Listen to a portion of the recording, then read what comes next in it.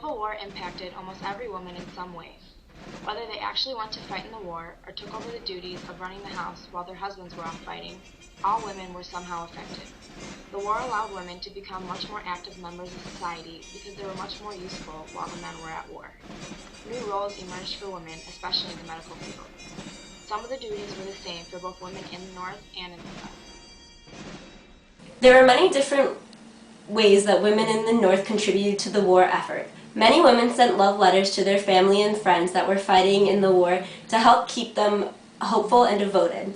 One of the major impacts that the war had on all women was an increase in jobs in the nursing and medical field. Since the men were off fighting in the war, women were needed to care for soldiers. There were also other jobs for different women based on age, wealth, and race. Older women helped by participating in local organizations that put together care packages full of items for the soldiers. These women also donated a lot of their time volunteering in their churches or nearby hospitals. They fulfilled the roles that were less active, but were still very important for their soldiers at war. The younger women, typically under the age of 30, carried out the roles that were more active. They often traveled long distances from their homes to tend to soldiers. Wealthy women either stayed at home or sent care packages to loved ones or organized fundraisers and events to raise money for the soldiers. Many women sent love letters to their soldiers to brighten their moods and to pass the time. Well, my dear, it's nearly 9 o'clock and the rest of the family are nearly all gone to bed, and I feel as much like being as anywhere else, so I will quit writing for tonight. I finish in the morning, as tomorrow is Sunday. I will have plenty of time, so good night, my dear, and I hope you will rest contented and full assured that I will remain yours. April the 15th, 1865. Sally Seeper Scott. Some women went to work as teachers due to financial difficulty. There was one woman, Charlotte Fortin Grimp, who went to work teaching children during the Civil War and made a significant impact during the war. Charlotte Fortin Grimp was an African-American woman from a prominent family. She was also a devoted abolitionist and poet and had her works published in the Liberator in Anglo-Africa. She became the first black teacher involved in the Sea Islands mission, where she touched many students. She chronicled her time in her essays that were published in Atlantic Monthly. The war provided many more opportunities for women to take on professional occupations because almost all the male workers had been drafted. After the war, over 1 million men had either been killed or seriously injured, so there were less men for women to marry. As a result, they were able to enter the workforce without the stigma of being an old maid and also didn't have many family duties to worry about. Women who worked in sewing industries during the Civil War adopted legislative tactics and petitioned the federal government for higher wages. Women organized lady aid societies to supply the Union troops with everything they needed. They provided food by baking and planting fruits and vegetable gardens for the soldiers. To provide clothing, they sewed and laundered uniforms, knitted socks and gloves, mended blankets, and embroidered quilts and pillowcases. Finally, they organized door-to-door fundraising campaigns, country fairs, and performances of all kinds to raise money for medical supplies and other necessities. Working-class white women and free and enslaved African-American women worked as laundresses, cooks, and matrons.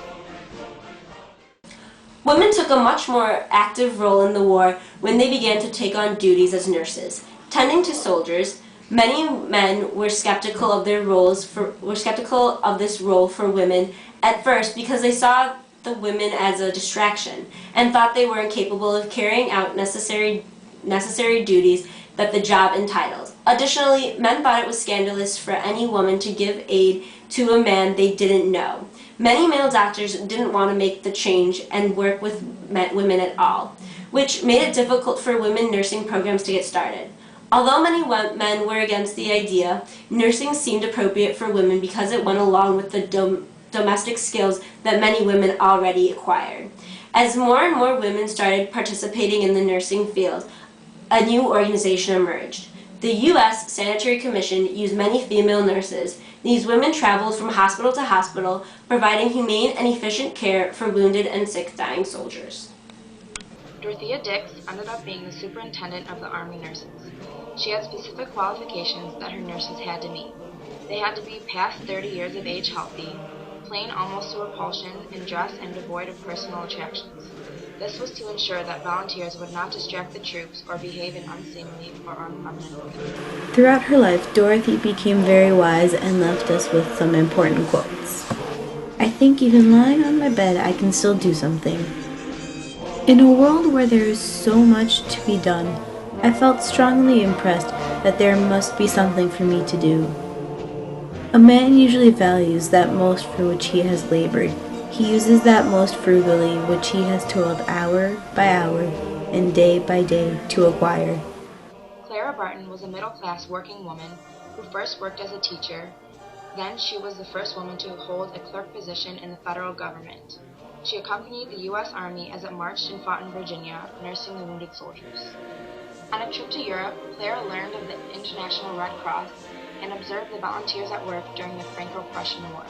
She saw the need to form an American chapter, and in addition to wartime aid, she added the idea of assistance in times of natural disasters.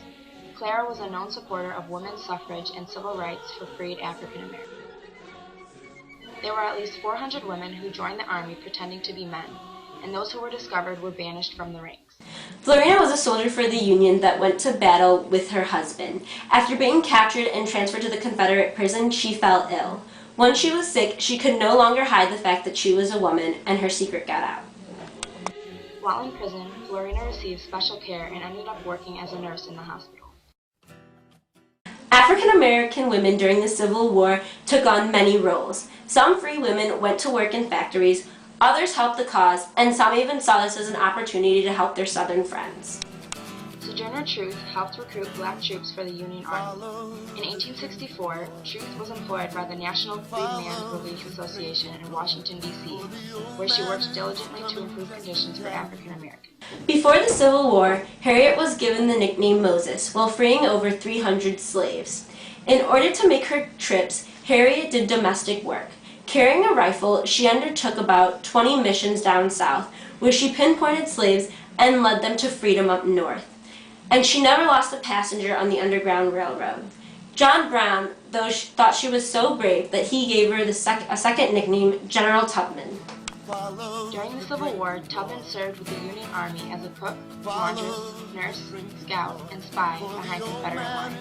In 1862, she moved to South Carolina and helped hundreds of Sea Islander slaves transition from bondage to freedom, while undertaking scouting and spying missions for the Army.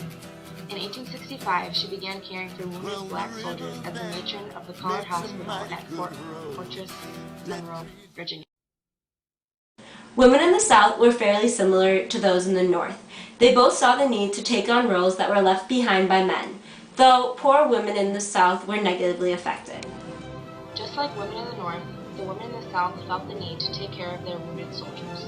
The women that once led the life of a plantation owner's wife now had to step up to the plate and take care of their husband's estate. Just like women in the North, women in the South went out and spied for Confederate generals.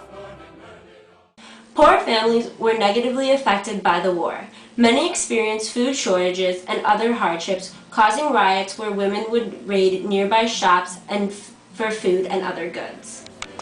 Some lucky women found work in factories, and some were hired by the state to sew things for the troops. Sherman's March to the Sea served as a great way for women to support their troops by sending even more supplies over. Slave women saw many more opportunities to escape from their slave owners and cross into Union territory. Some women went one step further in their effort to help the war by being spies for the Confederate Army. Rose O'Neal Greenhow was a passionate secessionist and one of the most renowned spies in the Civil War. She helped aid General Pierre G.T. Beauregard to win the Battle of Bull Run with a secret message that she sent to him. She spied so successfully that Jefferson Davis credited her with the winning of the Battle of Manassas. Even though Rose was imprisoned for her efforts, she continued getting messages to the Confederacy through cryptic notes that traveled in unlikely places. Later on, she was sent to Europe to gather support for the Confederacy. While in Europe, she was fleeing in a rowboat to escape a Union gunboat that was pursuing their ship, but it capsized and she was dragged down by the weight of the gold she received in royalties for her book. The enemy have put forth every effort to capture it, and the skill and daring of our people will be taxed to the utmost to repel the brutal hordes who are now hovering around. For the last week, the enemy has been attacking our batteries, having made a lodgment on Morris Island, one end of which we hold, and upon which is planted Battery Wagner. This point commands the city, and it is here that all their energies have been put forth to get possession of the battery. On Saturday, they commenced a combined naval and land attack, and continued until dawn to shell this battery. I witnessed this whole from St. Michael's Tower, and it was fearfully grand. At 6 o'clock, they attempted to storm the battery, the attack coming from the point we hold.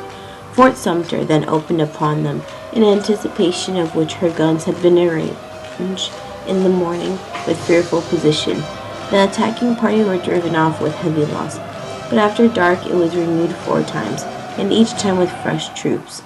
At one time they succeeded in making a lodgment in the works, and planted their banner upon one end, also holding a gun for some little time.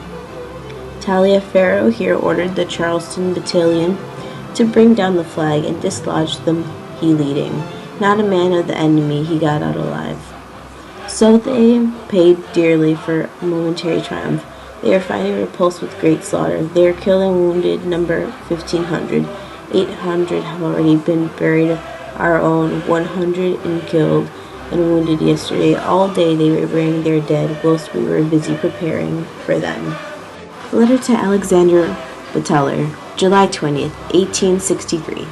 Belle Boyd was another well-known spy for the Confederates, who reported to General Stonewall Jackson. Belle's most famous exploit was in 1862, when she supplied updated strength and disposition intelligence about the Union forces around Fort Royal, Virginia, to Stonewall Jackson. She eventually took a messenger assignment to England in 1864, where she remained to establish her stage career. The young man that was shot Friday was from Sumner, but no one can find out his name. Mrs. A&W was going from Colonel G and me, I think, carrying him out to the pines. They say he wore a look of calm despair. The Yankees pretended that they were tired and sat down on the side of the road, but made the soldier stand in the pike. He stood with arms folded across his noble heart, for I know well he was a noble Southern, and eyes bent toward the ground with a pale death, while the Yankees taunted him with such remarks as, "I will have his boots." Another would name something that he would. The Diary of Alice Williamson, April 8, 1864. Prostitution wasn't officially a crime. There were 500 brothel houses and over 5,000 registered prostitutes in Washington alone during the Civil War. Women who became prostitutes did so for the economical reasons. They could potentially earn more money than wage workers. Businessmen, politicians, and policemen that profited from prostitution were also enjoyed benefits of these women's career choices, so they didn't really want to restrict the institution. For example, General Hooker was well known for being surrounded by prostitutes during the war. When prostitutes were brought in, though, their fines became a source of revenue. Mary Ann Hall built her brothel in a convenient location near the U.S. Capitol building. This city was known for its large population of transient men that came to do business. In 1860, she owned real estate worth $14,600 and personal property worth $3,700. Hall died in 1886 at 71 years old. Single, with no debt, her entire estate was valued at $100,000, which would be worth $1.9 million today. The Civil War, although tragic in terms of casualties, offered new job opportunities for women and changed their role in society, which made them question the cult of domesticity and the role that they should have in the new equal country. Through their support of the soldiers fighting in the war, they realized that their role in society shouldn't just be limited to domestic work, and that they can provide for themselves and their families.